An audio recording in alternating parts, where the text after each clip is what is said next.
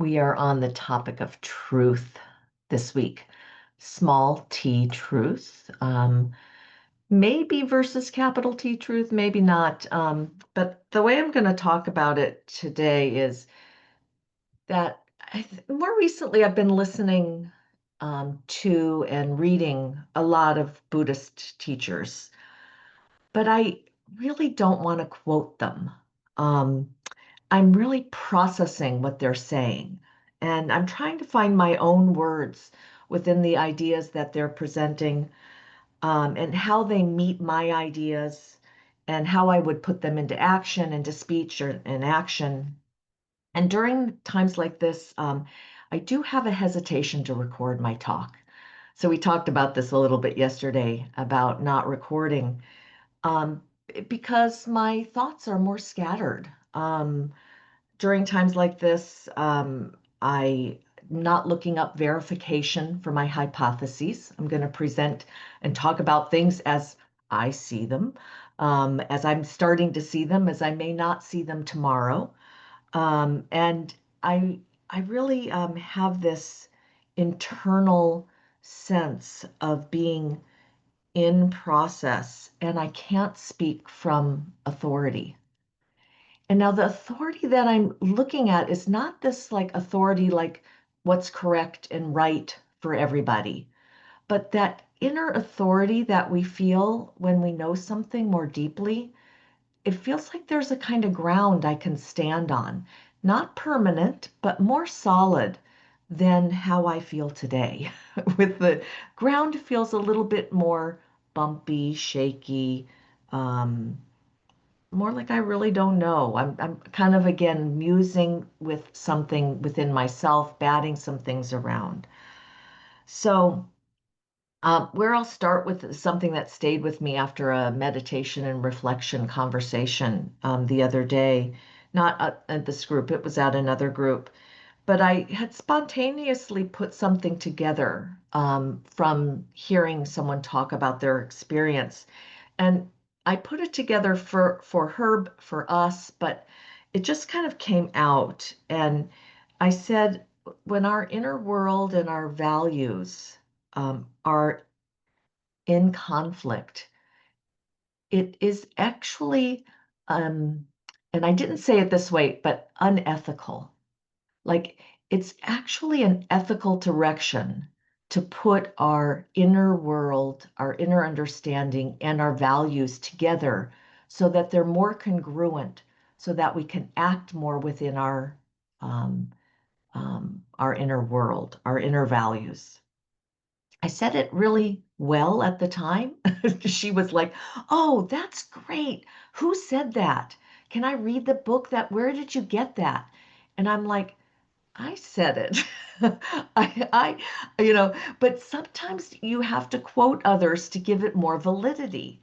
And so this is the kind of the rub that I'm in. And some of the rubs, like there's a lot of rubs in this talk. I'm not going to tell you all of them, but you could feel almost like you're getting a massage. I'm just kind of, there's like, I'm rubbing this against this, rubbing this against that. Um, but there was a sense of, oh, that this path that we're um, looking at with reflective meditation, of looking at our inner world and our values, when there's a lot of conflict inside, it's often going to lead to more tension, more conflictual actions, ways that I'm really going sometimes even against some of my values. So I have this deep desire to find my own voice. And I think most people in our practice do. Um, and also, it seems particularly right now, this is up for me. I don't know why. This is like another kind of phase in my teaching process that I'm really looking to put things in my own words. And Nellie and I were in a phase of this when we wrote our book, where we didn't quote anybody. We really said we want to talk about our experience, acknowledging that it came from others and others influenced us, but we tried to put it together in the way we were thinking about it, but we weren't kind of claiming authority on it, external authority on it. See how confusing I'm getting? I'm starting to confuse myself. Um, but in my study, what I have found with a lot of Buddhist teachers is that Dharma teachers is that they talk about not being reactive, and especially in divisive situations, not taking sides in divisive situations, not letting people know your opinions. They're just your opinions. In fact, I'm hearing that so much, I'm starting to get very reactive. It's starting to really rub me the wrong way. So, with this kind of topic of truth, I'm trying to understand, like, what am I getting at? What's rubbing me? What do I feel is missing? Because I often feel like that's such um, a misdirection of the teaching of not self, to try to take your opinions out, to take your reactions out, to take your feelings out of the experience. But I think what I'm trying to get at is this kind of truthfulness that I think, personally, needs to be articulated in the process of not being reactive.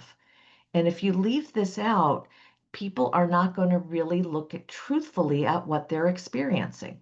It's going to be um, a, a direct beeline to try to not be reactive, to actually try to quell or eliminate those internal conflicts that I was just talking about that are rubs that I think we need to go through.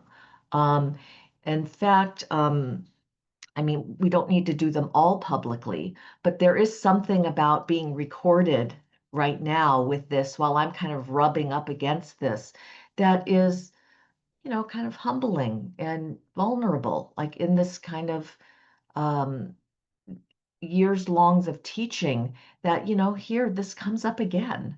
That I don't know really what I'm talking about at times, and I'm still trying to figure some things out. Um, and I think also with this not reactivity, there's a kind of valorizing of it, the valorizing of being non-reactive to something, rather than looking at the kind of, yes, we'll learn how to restrain certain reactivity. Yes, the harmful stuff for sure, but also like how to contain some of that, but to imagine that we will do that always in the moment, no matter what, no matter the context, that's what I'm trying to rub against. So other teachers have rubbed against this. If I look at the teachings of the Four Noble Truths and the Eightfold Path, both of those teachings have qualifiers, the truth, four truths, or the right eightfold path, the right speech, right this, right that. And we've been talking about that over the years. And even I've seen, Stephen Batchelor rub up against the truths and say, you know what, I have to call them tasks. Because if you tell me that they're ultimately true, I can't believe them. I actually have to work with them. I have to rub against something. Um, so I see other people rubbing. Yeah. And I'm kind of losing my place here. Um, one second.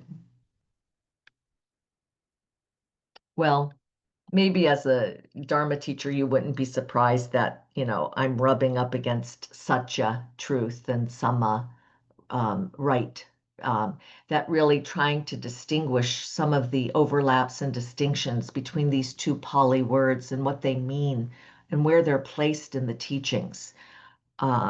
The rub, I think, for me is anytime they become capital T true, is when something becomes right speech, that this is right and this is wrong, rather than a more appropriate speech, a more skillful speech or wise speech, that we're really always looking at our experience within context, that we're looking at the teachings within the context of our lives.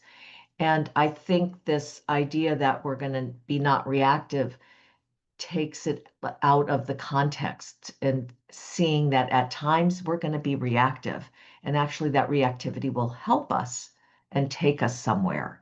Um, and that we have this ritual, as we talked about, of reflection where we can catch some of our reactivity and we can refine it and actually sit with it and start to Let it change itself rather than always being in this self-correcting process. Okay, that's it for today.